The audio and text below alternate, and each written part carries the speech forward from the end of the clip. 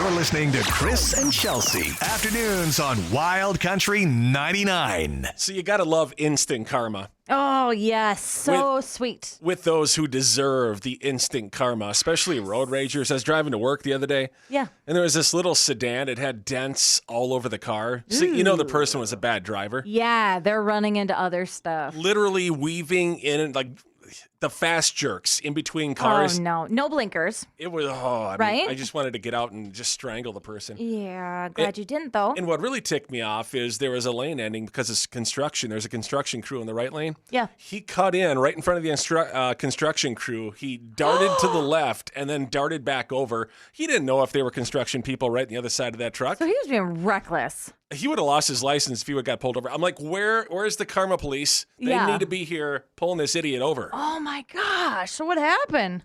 He took off a different way. I remember being on I-5 when I was living out in Seattle, right? And it's a super busy, atrocious highway. And I remember seeing this guy in a Ferrari that was cutting people off, weaving in and out of traffic in the pouring rain.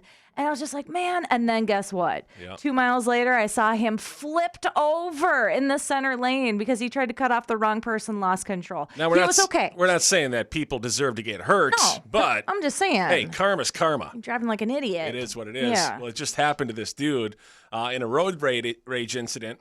He had apparently a cup of coffee, Yeah. and he wanted to throw it out the window and splash it on the car next to him. Oh, to teach somebody a lesson. So he tried to toss it out of the vehicle, but the wind blew it right back into his face. Oh, that's what you get. Oh, if I saw somebody doing that to me, and I would be laughing. That's what you get. I would be laughing so hard. So we want to know, do you know someone who was hilariously struck by instant karma?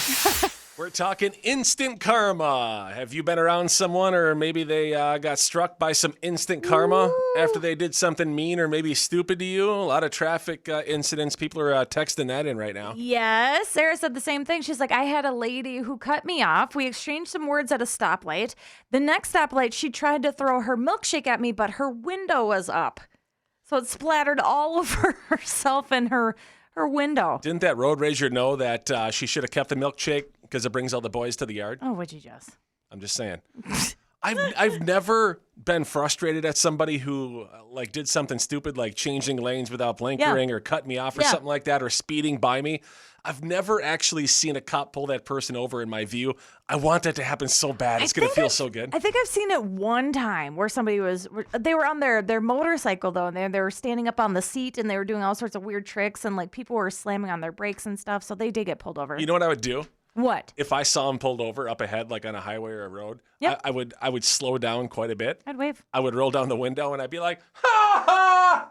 Mary's texting. She's like, when you get that first snow of the season and everybody forgets how to drive and they're blowing past you as you're just trying to be cautious on the road. She's like, it's instant karma when you see them in the ditch down the road. Love karma. As long as it's not coming back at me, right?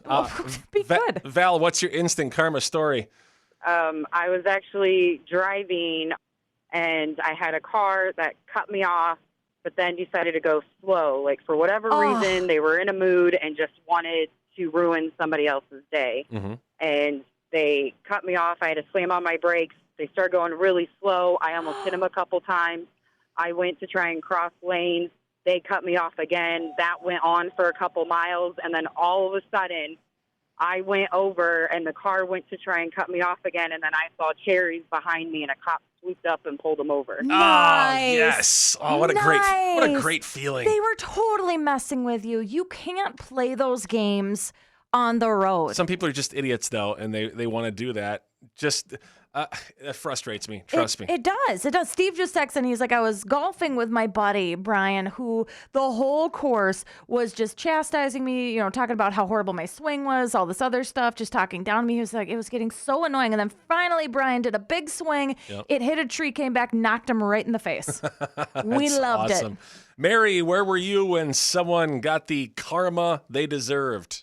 It was driving. Okay. One day last winter, there was a car that was behind me, and he kept flashing his lights behind me because I wasn't going fast enough, but he wouldn't go around me either. Oh. Well, then he finally went flying around me, and about 30 seconds later, He fishtailed it and put it in the ditch. Oh, in the ditch. The blank is in the ditch. Yup. So apparently there's another recall when it comes to shrimp. It's not just the radioactive shrimp from Walmart anymore. This is giving 2020. There's This is like scary. It started in one spot, and now there's more and more cases of this. So I just saw there's a California-based food distributor now that's Dang. issued a recall for their frozen shrimp because it may contain radiation. It was distributed to stores and wholesalers in 9 different states. Oh, The shrimp may have traces of, I don't know how to pronounce this. Is it cesium-137? so it's the same stuff. It's- It's the same one that had touched the Walmart shrimp. It's a radioactive variant with a shelf life of 30 years. Shelf life of 30 years. Exposure increases the risk of getting cancer, obviously, which is why the Oh big my recall happened in the gosh. first place. So, yeah, it's sold under the brand South Bar, Arctic Shores, Best Yet. I've heard of Best Yet before. I don't remember where I lived Oh, where they're where gonna have they to. sold that. You think Best Yet is better than Great Value? And then Great American and First Street brands. Again, I don't know what states they are. I didn't see that or whatnot. But man. I think everybody should kind of stay away from shrimp right now, just Well- until we get it figured out, right? So I wondered, is this farmed shrimp or is this wild shrimp? I think it's probably wild.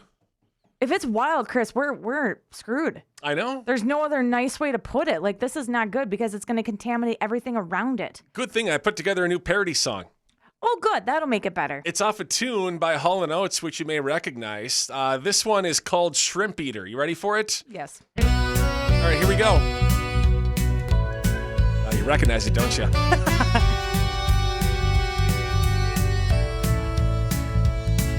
I went to Walmart at night, cause I wanted to get a bite of cheap frozen food, but I didn't hear the news. Radioactive, yeah, it's glowing at me, and something is starting to ooze. Oh no, here it comes. Watch out. Boy, it'll light you up. Oh no, I'm so dumb. I'm a shrimp eater. Shrimp eater. Oh no, where's the Tums? Watch out, dude, I feel messed up. Now I'm feeling numb. I'm a shrimp eater. Yeah, so I think I'm going to be staying away from the shrimp for a while. I don't care where it's from. I'd rather be, Yikes. My heart's breaking. I love seafood. I live for seafood. rather be safe than sorry. No seafood, no shrimp for you, Chelsea. The Powerball jackpot has climbed. It's now at an estimated 700 mil. Dang. The next drawing is going to be tomorrow night. Now, I really don't play the lottery. I'll like gamble on sporting events and do like the FanDuel, DraftKings type thing during the football season. I don't touch any of that. I like a few scratch-off tickets here or there. And then if I don't win a lot, I'll play some slots. We'll go to the casino like once a year or whatever. Like casinos are fun because I feel like I'm getting something out of it, even though I'm not winning. It's a game. And then I like to hit up like their seafood buffets. Oh, so good. But like buying a ticket for like Powerball, you're not really doing anything. You're not scratching anything. No. There's nothing entertaining about it. You buy the ticket and you put it in your wallet or put it in the car or whatever. Some people forget about it. It's just, it doesn't excite me. I don't care what the jackpot is. Like if I buy $700 million doesn't get you excited. if I buy a scratcher every now and then, at least I'm scratching it. Like I'm getting you some could form of scratch the entertainment. ticket. Just don't screw up the numbers. No, it's 700 million. If I'm paying $2, I don't even know what the price is anymore. Didn't it go up to 2 or is it I think 4 it's now? two. I think it's two. Just for a shot to win 7 mil. 700 mil. 700 million, Chris. Yeah, you're not going to win, first of all. Well, somebody is. Somebody has to, right? That's true. Or it keeps climbing. Well, the odds are so far against you. Yeah, but so what? Anyway, the reason I bring this up is if you want to play, enjoy. The drawing's going to be tomorrow night. Do you know a lottery addict or somebody who just loves gambling so much that they can't quit it? Not just talking about Brian Riley. Yeah, he's a degenerate gambler. He loves going to the casino and betting on games and He stuff was like that. gambling this morning. Him and Kelly Jordan went out for breakfast, and Kelly was sad because Brian was just playing Pull tabs or what? electronic e-tabs. Oh, yeah.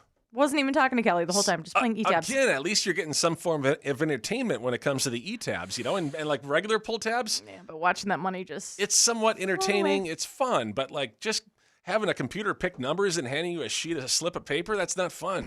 That's not fun to me. So if you know somebody who constantly buys lottery tickets and never wins, or maybe they won once and that whets their Appetite. So they're addicted now. They're hooked. It whets their appetite because they're like, I'm going to get the big one eventually. So the Powerball jackpot this weekend, $700 million. If you want to take a stab at it, some people are like, I'll just buy one ticket. Like, what's one going to do? You got to buy a bunch. Yeah, but sometimes you're like, I don't want to be too tempted by fate. Increase your terrible odds even more. Or like, remember back in the office when there used to be like office pools? Yeah. I don't know if a lot of places do this anymore because it's probably I don't think you can. I don't think it's legal. not encouraged because didn't like an office win one time? And then somebody was sick that day, but they couldn't get in. So then they ended up suing the other office workers. Yep. But did they win though? I think they did win. And that's what happened. So it's like, I wouldn't want to deal with that when it comes to the office. Ooh, Beth just texted in. She's like, my late grandmother, gambling addict. She cashed out CDs and everything and would just go to the casino and just blow it like crazy. We didn't learn until later. 320-656-9453. The texts and calls are rolling in. Emily, you're up first. Who's the lottery addict? It's me and my boyfriend that are really addicted to lottery. We added up. We've been keeping track for the last week on our winnings and how much we spent. And I spent $600. He spent $600. We won $600, and it's all gone. Wow. We want to win the $500, or we want to win. We want that big win. We go through physical withdrawals for real if we can't play. I believe it. I believe it. A lot of people have that issue though, and it's like. Ryan just texted. He's like, you ever go to the casino and you see? He's like, there's all these senior citizens. They're just sitting there for hours just playing the slots and just keep on feeding in money. He's like, at least some of the smart ones just start with penny spins instead of like the really big ones. But he too wonders. He's like, how much money do they actually spend? And then if you win the big jackpot, you're like, how much did you spend to get that big jackpot? Yes. You're probably still in the hole because now you got to pay taxes on that jackpot. Yes. On top of it. Yeah. Ooh. I have my limits when I go gamble. Same. It's usually $200-$300 probably max. I remember you were getting up there. You were hitting bonus after bonus after bonus, and it's exciting. And you're like, I'm not leaving until I get a bonus. I'm like, well, you just got 3 bonuses. You were up to almost 400, and then I watched you play it all the way down to $5. I guess another reason that hurt. why I don't like playing the scratch hits is because every time I'm at the gas station, waiting to get up and for my transaction, there's always somebody in front of me. Always. That is redeeming old scratch-off tickets. Literally, they have like it takes 20 minutes for them to ring up the transaction. I'm like, this is ridiculous. It's crazy. I've seen people at gas stations. We used to get scratchers all the time. My dad would get them for us kids. We'd sit there in the car. We'd just scratch them off. We never won anything big. But I just remember people, like, you can't pay for a credit card for those things. I know. You have to pay cash. I remember people not being able to afford their gas because they're buying the scratch-off tickets. Nancy, who's addicted to the lottery? I am addicted to the lottery. Oh. Whenever I get a chance, I'm in there buying lottery tickets. It can be the $5 ones, the $10 ones, the brand new $20 ones. I'm in there all the time buying lottery tickets. They actually know me by heart, and it's always good luck when I buy them. And I always say thanks, and when I win big, like I won $500 before a couple times and whatnot, which is the biggest I've won. Yeah. I always tip them and give them a couple bucks for selling me the ticket and stuff. And if it was my lucky day, it's their lucky day. Now that's sweet. Some of these lottery tickets, they're huge now. It's like a full sheet of paper. Yeah. And they're $20 for a lottery ticket? That's just crazy to me. It is. But then, well, look at us when we're playing pull tabs. That's your thing, Chris. You love that. When you see the lines, you start getting excited. Well, that's fun. It's simple. Plus, these lottery tickets, I don't know if I've won or not. I'm too dumb to even figure them out. I know. How do you know when to pull back, though? Is it when you hit like the 200? Or like $100 mark? Are you going to put more money in? Or are you going to keep playing? Or it's in my head. I have like my like what I'm looking for in my head. If I go this much up, I'm going to quit. I'm out. It depends on the box. I'll tell you what. My youngest daughter. Caitlin's got hooked. She hit like a 200 one time. On Dad's money. By the way, I don't encourage kids to gamble, but I wanted to show her what it was like because she's never done it before. She thought she got to keep the whole $200. Yeah, she was I'm like, did Dad pay for that or not? And she's like, oh, well, I pulled it. I'm like, well, your dad would have pulled it too if he didn't split the pile with you, goofball. Exactly. So she learned her lesson, and hopefully she doesn't play anymore as she gets older, because then I feel guilty then. Oh.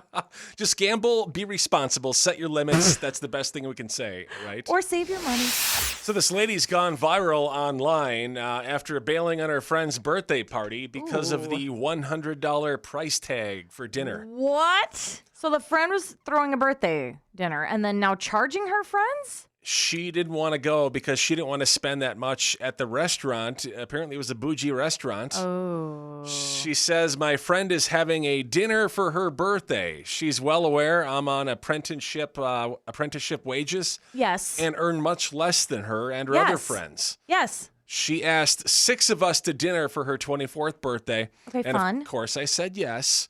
A week passes and she tells us where we're going. A high-end restaurant that is a selective menu only with a mandatory $100 per person charge, Whoa. not including drinks.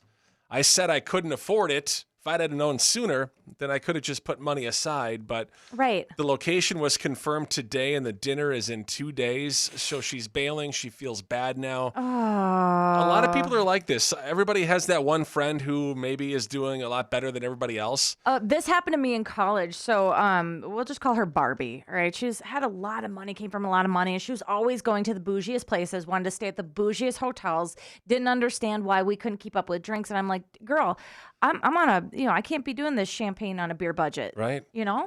A lot of people are in the same boat. I guarantee it. Has someone ever tried to stick you with a bill that you didn't want to pay for and maybe that you didn't know about? Right. So she wants to know if it's okay that she bails on her friend's birthday party dinner a couple days before it happens, even though she agreed to go weeks and weeks ago. Apparently, her friend wants to go to a bougie restaurant, pretty much $100 a plate. Yeah. And not including drinks, which is easily another $100. Right. So now she's like, I can't afford that. My friend knows that. Do you think maybe the friend's at fault? Oh, if she's doing better, man. is she at fault? You should know your friends and where they're at in life, right? See, this just happened with the bachelorette party. Like, we're all grown women right now, so we all have careers. Well, some of us do, but some have kids and some have other obligations. So we tried to pick places and activities that everybody could customize and tailor to their own budget without them feeling embarrassed. And Sarah just texted in. She's like, that's what we did anytime that we would go out. It would always be a wide variety on the menu so that people weren't left out. Like, you may not know exactly what your friends make, what their salary is, Yeah. or what their situation is. Everybody's different, but I think most people have a general idea as to where their friends are at. Like, I wouldn't book like a Vegas getaway trip and invite 4 friends there if I know one of them clearly can't afford it. Yeah. You'd want to invite them, but you know they're probably going to decline, right? Right. And I know my friends that are super budgeters and like they're super frugal. And I know my friends that are big time spenders. Right. And sometimes they do pressure you to get into places where you're a little bit over your head and you're tempted to reach for that credit card, but then crap, you can't pay it off. There's one way to find out if they can afford it. Ask them if they utilize a spreadsheet. Oh, God, I hate spreadsheets. You know I love my spreadsheets when it comes to budgeting. You refuse to use the spreadsheet. We were just talking about this a little while ago. I do get a spreadsheet. I'm like, it's how right do there you- on my phone. It's the balance. I like to know where everything is at and what the bills are and everything like that. My problem is that I'm impulsive, so Yeah. I can justify being in the moment and spending a lot of money. Right. And then it's like, oh, ouch. Mike just said, he's like, I had a friend who was super rich. They would buy me a lot of meals and drinks and stuff. I did what I could. He's like, where it got weird was birthday gifts. Yeah. Because they would get me something really extravagant for my birthday, but I could never give it back to them. So as we got older, we just kind of went our separate ways. Has anyone tried to stick you with a bill that you didn't want to pay for? Taking your calls and text right now, 320-656-9453. Anna, you're up first. Tell us about a bill that you got stuck with. A relationship I was in, Mm-hmm. I had went to the bathroom one time. We went out with his family, Right. and he told me he was going to pay for it. So it's like, oh, okay, so you finally have money, whatever. And I was like, well, I got to go to the bathroom before we leave. You know, I have my phone on me, and I have my notifications set to let me know that when a charge is made to my card. And there was a charge for well over $200 from the restaurant we were at, and I was hot.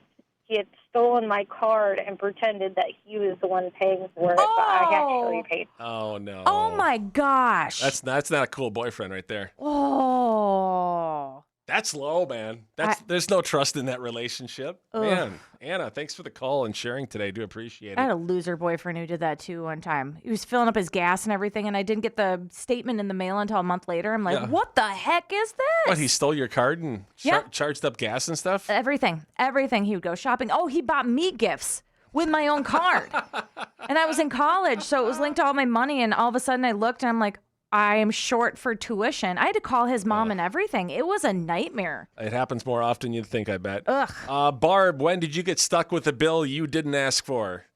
Well, it's been rather recently. My husband's mom passed away, which is terrible, but his sister and him keep arguing about the bills, and so he told his sister he would go half on a headstone for his mom, which was supposed to be around $4,000, and then she called him and told him that she got not a headstone, but decided to get a bench, a granite bench with her mother's name put on it for $9,000.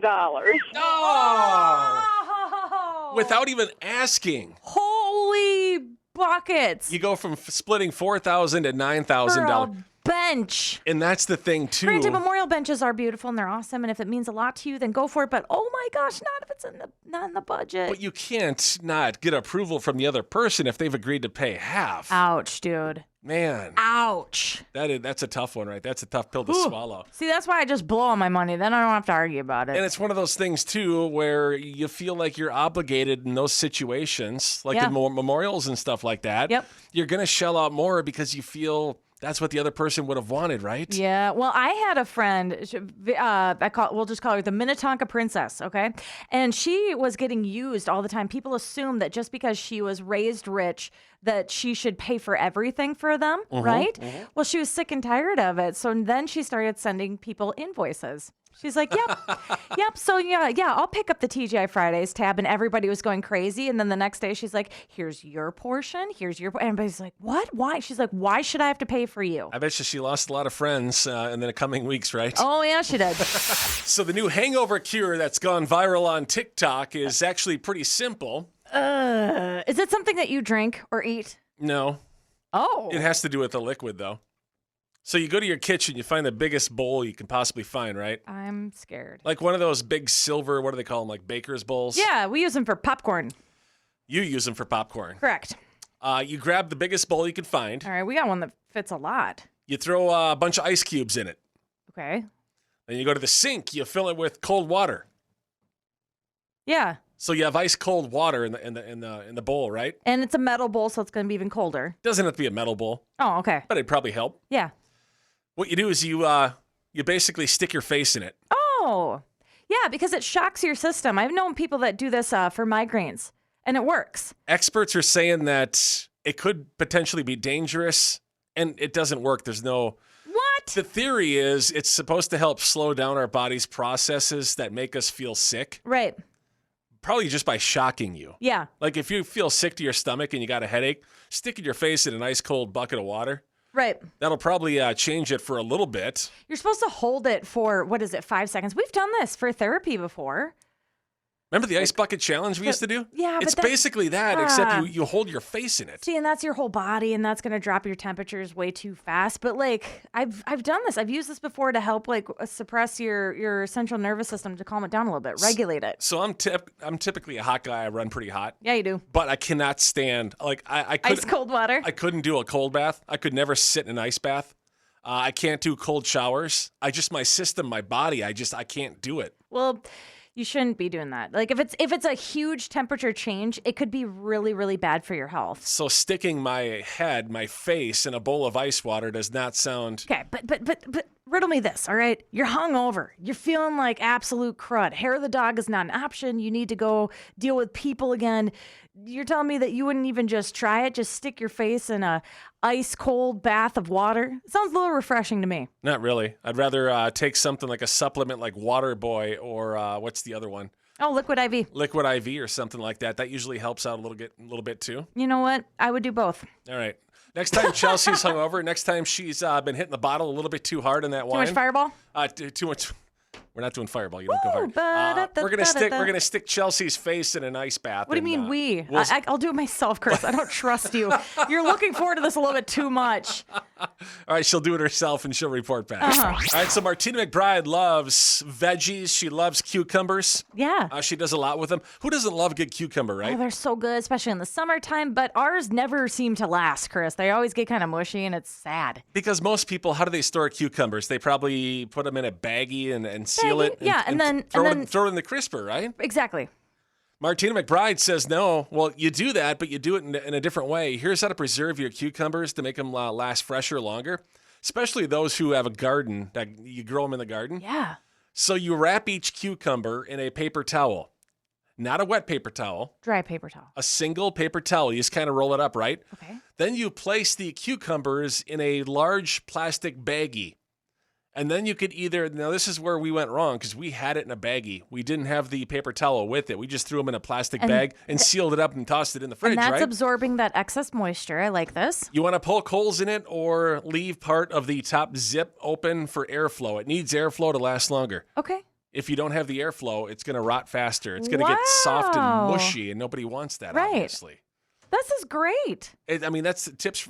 Actually, what did we buy at the big box store? It's like one of the best things I've purchased in a long time. They're veggie and fruit. What do they call them? They're storage containers, but they're crispers, and you add water to the bottom.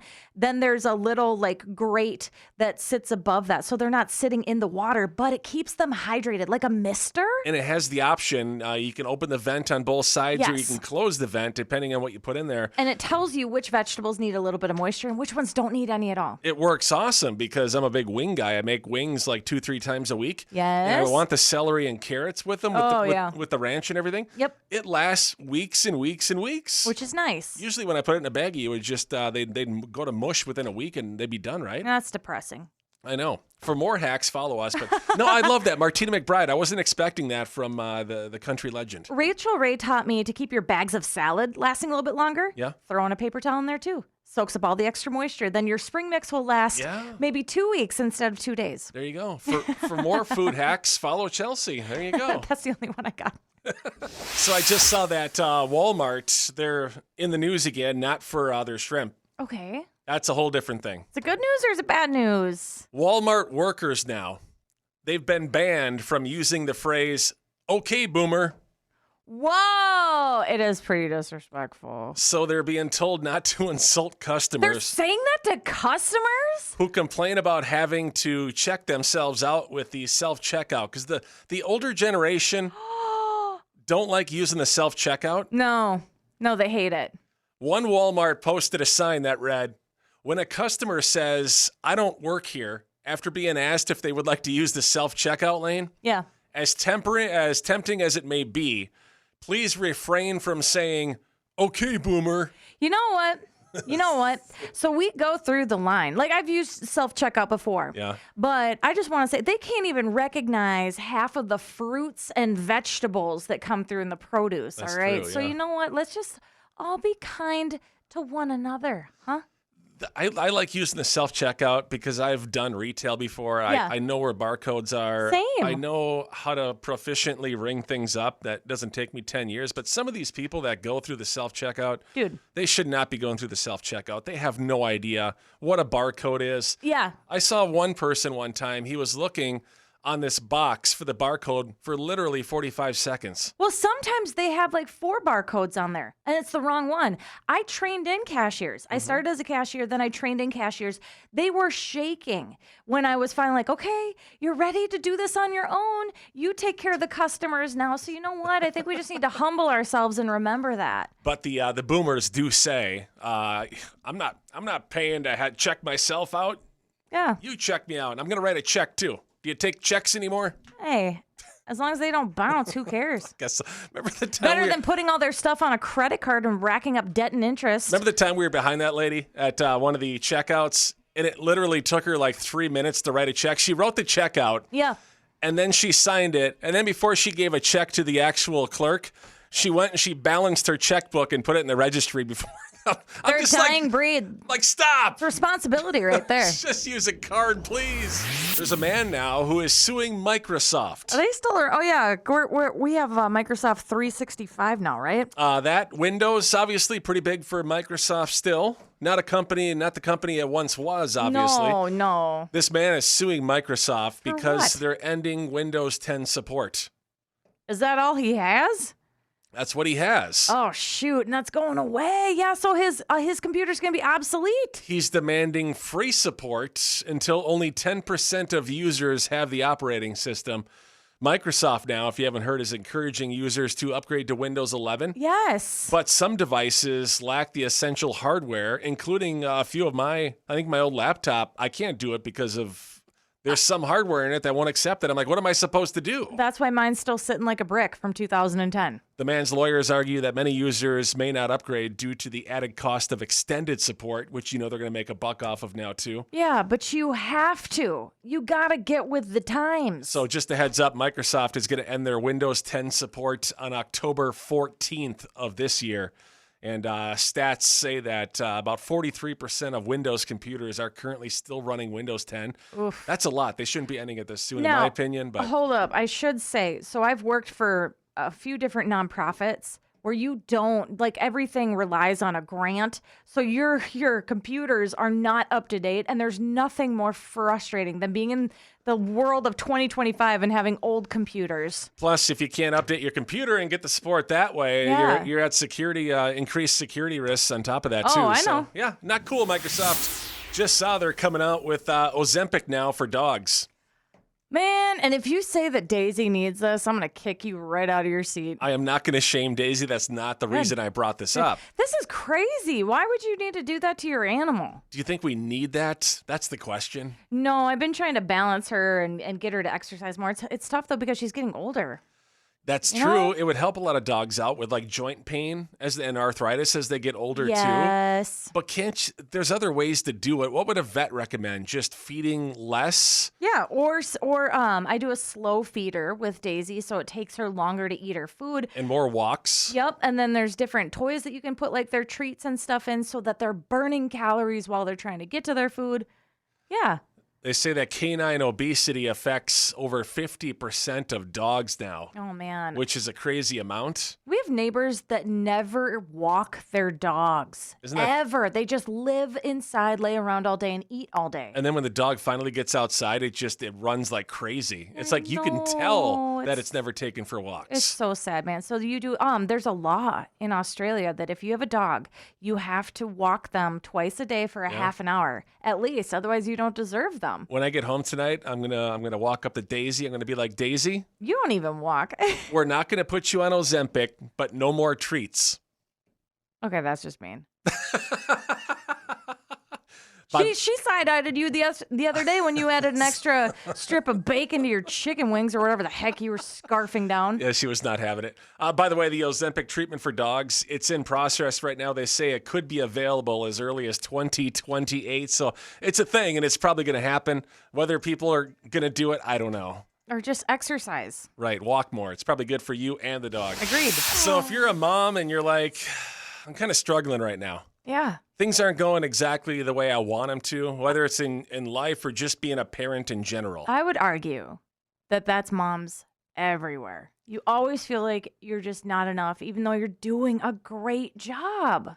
I saw this. There's a lady who put out a video. This goes out to all the other moms. And we could probably say all because there is no such thing as a perfect mom or a perfect Nope. parent or dad. Nope. This woman is out to let other mothers know that they're being good mothers to their children just by caring. And you're not going to be perfect. Let me know if this pumps you up, builds you up as a mom. You know, if you sit and worry and think about, oh my God, am I being a good mom? Yes, you are. You are a good mom. If you have to sit and worry and think, oh my gosh, am I being good enough? Did I play with them today? Was I doing enough? You're a good mom. Moms who worry and think, oh my gosh, did I do enough? Did I feed them enough? Did I give them the right type of playtime? Did we have enough screen time? I mean, you know, if you are worrying about whether or not you are doing the right thing, you are doing the right thing. And you are a good mom. Oh my gosh. Stop putting so much pressure on yourself. Your kids look at you with twinkles in their eyes, you guys. Our kids think that we are the super moms. And that makes you a good mom. And that's actually true. I love that. Sometimes it doesn't feel like it. It's so true. I was hanging out with my niece last weekend and just watching her, like watching back the videos, and then the way that she looked at her mom. Like she was just the most wonderful woman in the whole world, and she is. All the moms out there, we love you. You're doing a great job. You are a good mom. And maybe it's not just the moms. Maybe it's the aunts, the uncles that are out there. Yeah. You know, you don't get to see them every day probably, but when you do, these youngsters still look up to you like you're a superhuman. You make it count. You make it count. You be there. You show up. You love them, and that will always be enough. Hopefully that helps someone today. It's our motivational pep talk of the day. You go, moms. You're listening to Chris and Chelsea. Afternoons on Wild Country 99.